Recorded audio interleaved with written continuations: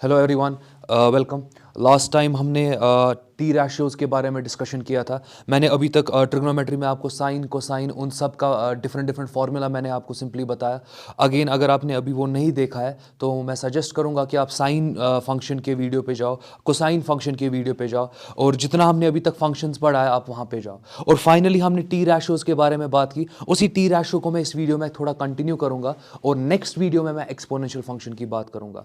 सो अगर मैं टी रैशियोज की बात करूं फिलहाल के लिए, बहुत इंपॉर्टेंट और इंटरेस्टिंग प्रॉब्लम जो आपको यूजुअली फेस करनी पड़ती है वो ये है कि आपको एक टी रैशियो देकर होता है और उसी टी रैशियो से आपको फिर डिफरेंट टी रैशियोज डिराइव करने पड़ते हैं। मैं सिंपली एक एग्जांपल लूंगा, उसी एग्जांपल को सॉल्व करूंगा और आप फिर किसी पर भी और किसी भी सिनेरियो में उस चीज को फिर अप्लाई कर सकते हो। तो सिंपली आप एग्जांपल देख लो। लेट अस एज्यूम कि आपके पास sine theta equal to X है। तो मैं सिंपली बोल रहा हूं आपको देकर है। अब यहां साइन देकर है। अब क्वेश्चन में ऐसा हो सकता है कि आपको कोसाइन देकर होगा, क्वेश्चन में ऐसा हो सकता है कि आपको सेक देकर होगा, आपको टैन देकर होगा। तो जो स्टाइल इस क्वेश्चन का मैं ले रहा हूं, जिस स्टाइल से मैं इस क्वेश्चन को सॉल्व करूंगा, उसी स्टाइल से आप किसी भी टी रैशियो से बाकी टी रैशियो निकाल सकते हो।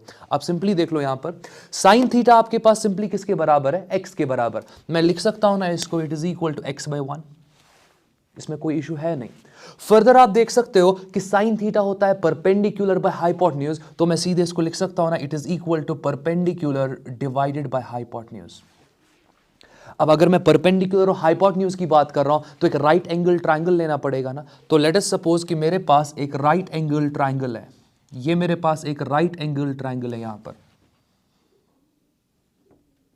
इस राइट एंगल ट्रायंगल में अब मुझे थीटा लोकेट करना है ना। थीटा या तो ये एंगल होगा या तो ये एंगल होगा, आपकी मर्जी।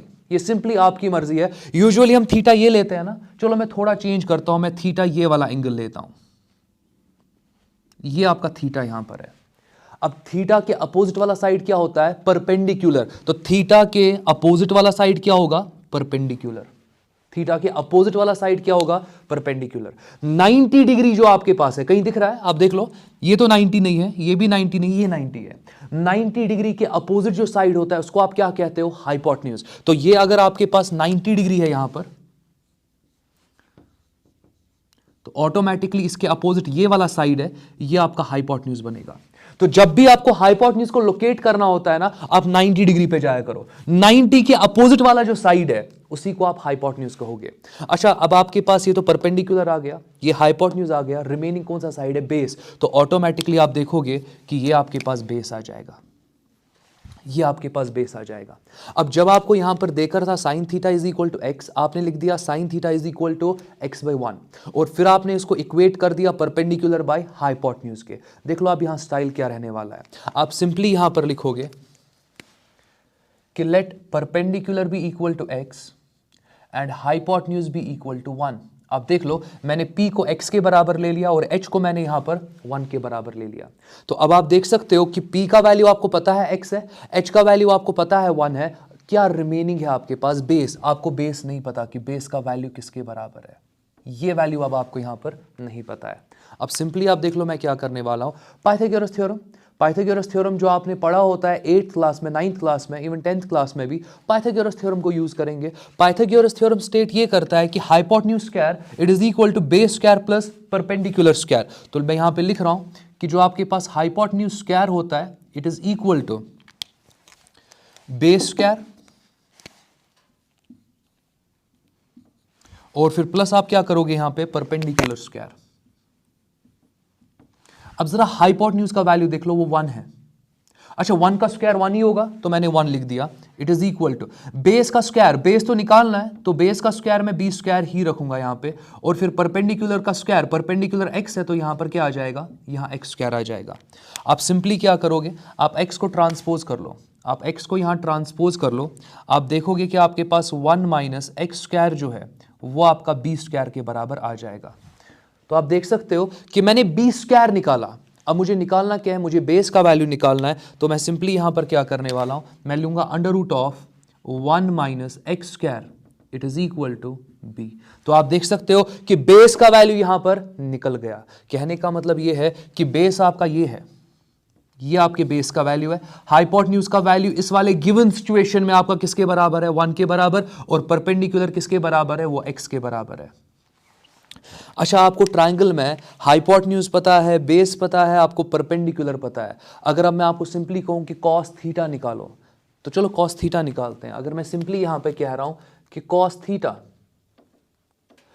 थीटा किसके बराबर होता है, बेस बाय हाइपोटेन्यूज, तो लिख लो base divided by hypotenuse, it is equal, base का वैल्यू इस ट्रायंगल में जरा देख लो, बेस का value under root of 1 minus x square, तो बेस का value under root of 1 minus x square. अच्छा, हाइपोटेन्यूज का वैल्यू जरा इस ट्रायंगल में देख लो, हाइपोटेन्यूज का वैल्यू 1 लिया ना हमने, तो आप डिवाइड इसको 1 से कर लो, तो जो आपको कॉस का वैल्यू यहां पे मिल रहा है, it is under root of 1 minus x square. अच्छा, अगर कॉस का वैल्यू आपको under root of 1 minus x square मिला, अच्छा कॉस का रेसिप्रोकल क्या होता है, सेक होता है ना, तो अगर मैं यहां पर 1 बाई कॉस थीटा ले लूं, 1 बाई कॉस थीटा आपका आ जाएगा ना सेक थीटा। आप देख लो, आपको सिंपली कॉस थीटा का क्या लेना है, रेसिप्रोकल, कॉस थीटा का रेसिप्रोकल लेने पे क्या मिलेगा, सेक थीटा, तो वो सीधे आ जाएगा ना 1 divided by under root of 1 minus x square. तो आपका अब देख लो, सेक भी निकल गया और आपका कॉस भी निकल गया। चलो टैन निकालते हैं। आपका अगर मैं यहां पे टैन की बात करूं, तो टैन थीटा जो आपके पास होगा वो होता है perpendicular divided by base. Perpendicular का वैल्यू जरा देख लो x, बेस का value under root of 1 minus x square, तो ये आपके पास सीधे आ जाएगा x divided by under root of 1 minus x square. Hopefully आप लोगों को समझ में आ रहा होगा कि कैसे एक एक करके मैं रैशोज निकालते जा रहा हूं, कैसे मैं बाकी टी रैशोज निकाल रहा हूं, जबकि मुझे सिंपली क्या देकर था, एक टी रैशो देकर था। फर्दर देख सकते हो, टैन का रेसिप्रोकल क्या होता है, कॉट को आप कॉम्प्लीमेंट ऑफ टैन भी कहते हो। तो अगर मैं यहां पे बात करूं, अगर मैं यहां पर सिंपली कॉट थीटा की बात करूं, तो कॉट थीटा आपका होता है 1 by tan theta. Cot theta आपका किसके बराबर, 1 बाई टैन थीटा के बराबर। और अगर मैं यहां पर टैन थीटा का रेसिप्रोकल लूं, रेसिप्रोकल ले रहा हूं ना, तो ये सिंपली आपके पास आएगा, it is equal to under root of 1 minus x square divided by x. तो होपफुली आप देख सकते हो कि 4 निकल गए, एक आपको देकर था, अब 5वां निकालना है ना। साइन का रेसिप्रोकल क्या होता है, कोसेक। तो ठीक है, साइन तो देकर है ना आपको x, तो कोसेक निकालना बहुत आसान है। आपका साइन थीटा यहां पर x बाई 1 है, तो अगर मैं यहां रेसिप्रोकल लूं साइन थीटा का, वो 1 बाई साइन थीटा आएगा। 1 बाई साइन थीटा आपके पास सिंपली कोसेक होता है, तो मैं 5th यहां पे टी रैशो लिख रहा हूं, कोसेक थीटा। तो आप देख सकते हो यहां पर it is equal to 1 by sine theta, which is equal to, आप देख सकते हो कि आप मुझे साइन थीटा का रेसिप्रोकल लेना है, तो साइन थीटा आपके पास x बाई 1 था, इसका रेसिप्रोकल 1 बाई एक्स, तो आपके पास ये 1 बाई एक्स आएगा। आप देख सकते हो कि मैंने यहां पर सारे टी रैशियोज को इवैल्यूएट कर दिया। अब यहां पर तो मैंने x ले लिया ना, अब आपको नंबर देकर होता है, उस नंबर को यूज करके आप कोई भी टी रैशियो निकाल सकते हो। मैं लास्ट पॉइंट ये यहां पर कहूंगा कंक्लूड करने से पहले, कि अगर आपके पास लेट अस सपोज एक ट्रायंगल देकर होगा, और इस ट्रायंगल में आपको साइड्स देकर होंगे, लेट अस सपोज ये 5 है, ये 4 है, ये 3 है। ये जो आप देख सकते हो पाइथागोरन ट्रिपलेट फॉर्म हो रहा है यहाँ पर। ये जो आपके पास ट्रायंगल है बहुत स्पेशल ट्रायंगल है, इसके बारे में भी बात करेंगे। 37 डिग्री के बारे में बात करेंगे हम, सिंपली 53 डिग्री के बारे में बात करेंगे जब मैं आगे जाके अलाइड एंगल का कॉन्सेप्ट लूंगा। अभी ट्रिग्नोमेट्री यहाँ पर खत्म नहीं हुआ, मुझे ट्रिग्नोमेट्री और कुछ पढ़ाना है, मगर अभी नहीं, अभी तो फंक्शंस हम पढ़ रहे हैं। तो बेसिक आपको इतना आइडिया होना चाहिए फंक्शंस और टी रैशियोज का, और भी कुछ यहाँ पर अभी टॉपिक्स है जो मैं आगे जाके लेने वाला हूँ। बट फिलहाल के लिए आपको यूजुअली साइड्स देकर होते हैं। फिर लेट अस सपोज आपको बोला होता है कि ये आपका थीटा है, निकालो जी cot theta. Let us suppose आपको बोला है कॉट थीटा निकालो, तो कॉट थीटा किसके बराबर होता है, देख लो मैं कॉट थीटा निकालने की कोशिश करूंगा। कॉट थीटा होता है बेस बाय परपेंडिकुलर। अच्छा, मुझे कैसे पता बेस बाय परपेंडिकुलर, आप वापस आ जाओ, आपका टैन थीटा क्या होता है, परपेंडिकुलर बाय बेस। अच्छा, टैन थीटा का अगर आप रेसिप्रोकल लोगे, वही होता है ना कॉट थीटा, तो रेसिप्रोकल लेने पे बेस ऊपर चला जाएगा, परपेंडिकुलर नीचे आ जाएगा, बेस ऊपर चला गया, परपेंडिकुलर नीचे आ गया। अच्छा, थीटा ये है, थीटा ये है। अच्छा, 90 को जरा लोकेट पहले कर लो, 90 आपके पास ये है, 90 के अपोजिट वाला साइड क्या कहलाएगा, हाइपोटेन्यूज, तो हाइपोटेन्यूज का वैल्यू 5 आ गया।